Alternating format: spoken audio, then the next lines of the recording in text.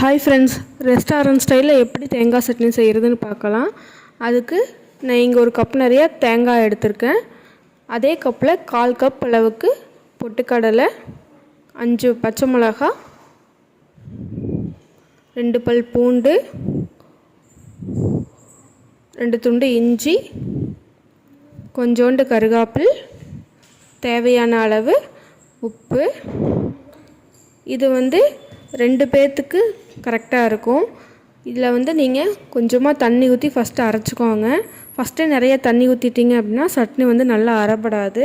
அதனால் ஃபஸ்ட்டு கொஞ்சம் கொரன்னு அரைச்சிட்டு அதுக்கப்புறம் தண்ணி ஊற்றிக்கோங்க. இந்த அளவுக்கு அரைச்சதும் தண்ணி மறுபடியும் கொஞ்சம் ஊற்றி அரைச்சிக்கலாம்.